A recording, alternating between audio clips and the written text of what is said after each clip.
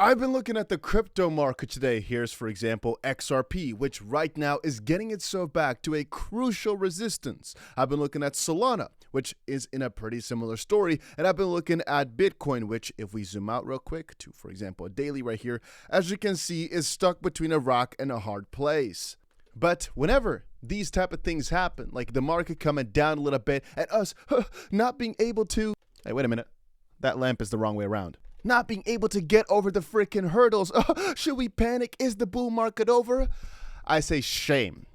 Shame you for being so freaking pessimistic the last couple of months that you're not able to see positive signs and flip back to bullish. Let me rephrase that a little bit. You've had months upon months upon months to buy the dip. Now, what has happened to Bitcoin over the past week is the biggest weekly candle since 2023. The entire 2024 run did not see a Bitcoin candle as great as what we have seen right here.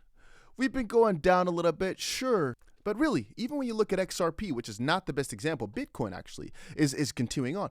What we're seeing right now in terms of gains, for some reason, is not being respected enough because it's not going as fast as some people think it has to happen. I remind you that what we have seen over the past week, this crazy 23.5% gain candle, was not seen in this entire run, this entire thing, that entire thing. Nowhere did we see a week as bullish for Bitcoin in this entire journey. Let that sink in for a little second. We are slowly but surely, in my opinion, cooking up something great right here. And now, honest truth, ever since we got above this moving average right now, I've gotten a little bit shaky, all right? Maybe you can hear it in my voice a little bit. I've gotten a bit shaky. I don't want to eat no more. Because what if that little bite that I take makes me sick and I have to spend some time in the toilet instead of looking at these freaking charts? Because right now, as we're getting above the moving average, things can get really dummy crazy. Because every single time that's happened historically, the moment that you break out above it, after a long while, after a downtrend, it usually goes pretty crazy pretty fast. And you can really see right here, this entire period is the bear market. It basically lasted from January 2022 all the way towards March 2023, which, by the way, I believe, yeah, this was the craziest candle we've seen in a long time. It was 27% in a week, right? So I believe that is the only time where Bitcoin beat it. That is, again, the week that we broke above the moving average, and that's actually from which point the market started going up like crazy. Now, we actually hinted below it a couple of times, but you can see we had a crazy strong candle that broke out above it, which in this case here, I'm going to call this touching, right? We officially broke above it, but it's still within margin. If this week or the next week, really somewhere here, we make one more crazy candle, it doesn't have to even be as crazy as what we saw right now, just a good solid bit above it. That is, again, the first time, because right here, we only touched upon it. We didn't break through at all. That would, again, be similar as what we've seen those years ago and really just confirms everything we've been hoping for. I keep talking here about the fact that we've seen the largest short liquidation in that I've basically considered the recent history. Like, I can't remember a time where short liquidations were as great as we've seen over the past week. It's insane what we're seeing right here. I think a lot of y'all's optimism factors, like the little nubs, are not turned far enough because of this PTSD. One valid argument is that we're going a bit too early. Like, we're going too good too fast because the market should only start upticking in Q4. And to that I say, hey, one option is that the market shifted a bit from up in a bit faster, going up towards the heights a bit faster, actually from some perspective slower, but let's just say a bit faster, a bit different than expected because of the Trump tariffs causing the liquidity swoop to happen, which I still call a manipulated crazy effort. And maybe also those manipulators back then who wrecked all the longs also wrecked all the shorts right now. And maybe that's a bid. Right? Maybe just like back then, you should have sold everything and not looked back, even on the dump itself. On that day, you could have still made money on every single coin, even if you dumped at the bottom, because we went even lower than that on most coins.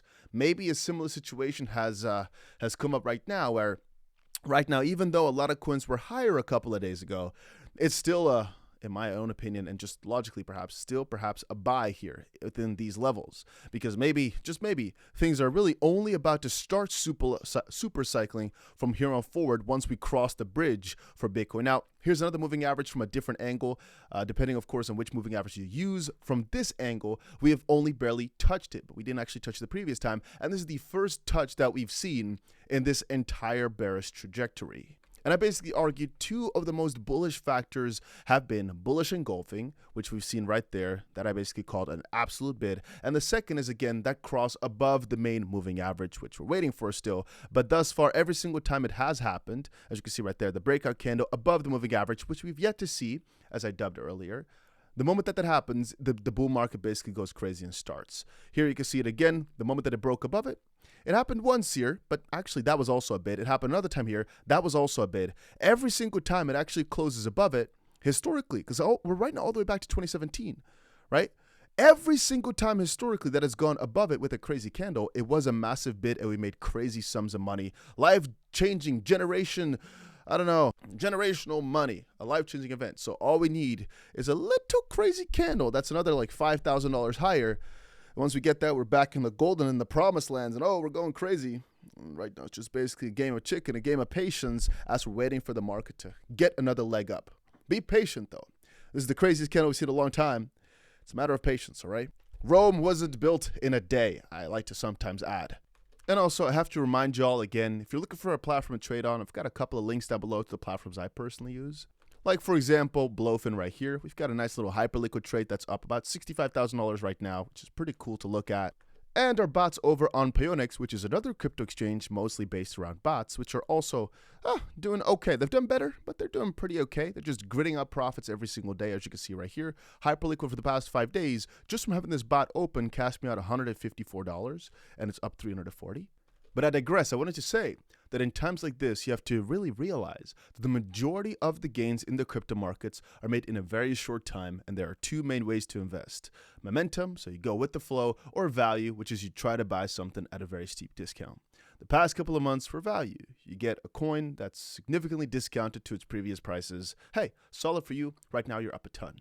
The other is you buy into momentum. Whenever things are starting to flip great, any trend is expected to be continued, right? You do not expect that the moment you go into something, that's the moment that it turns around. The probability of that is very small. That's why buying the dip is usually a sequential thing, a continuous thing, I should actually say, where you don't just do it once, you do it over a period of time. Because even though lump sum investing also does work, the probability of you finding the exact bottom or being close to it is actually quite small. And even though that evens itself out over time, well, because you actually never know when the bottom is in until it's really in hindsight, logically, if you just keep putting money into something over a bit of time, not financial advice, but this is, I think, quite logical, then you're way more likely to get yourself a pretty good or more close to the bottom average price. Because statistically, what are the chances that you knew exactly where the bottom was going to be, and from that point on forward, it was going to only go up? Or the other way around, that you knew exactly where the top was going to be, and from that point on forward, it was going to go the other way. Now, how that reflects back to the momentum really is, whatever's happening in the markets, you have a bias to expect that to continue. There's a saying, the trend is your friend. If you're in a bull market, you expect the bull market to continue. If you're in a bear market, you expect things to only keep getting worse, sometimes forever. And even though both are, of course, not true, they're never everlasting. They always come around at some point. It is more likely than not now. And so to both of these, I say, oh, momentum, yeah, we've got some. But value, well, we're still at a pretty cheap discount. From both perspectives, the market is at a really good spot.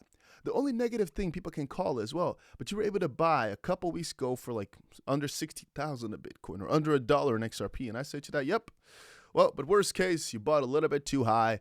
If we actually go back down even lower, let's say, for example, 80 cents in XRP, well, you've got a good amount of averaging to do. But from that angle, you're still buying at 70% below the top. For Bitcoin, too, you're buying at like 50% below the top almost.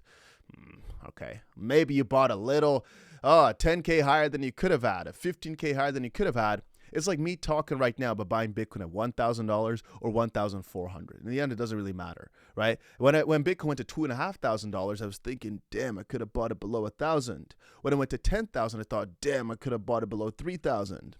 And right now it's 80,000. You think, damn, I could have bought it below 60.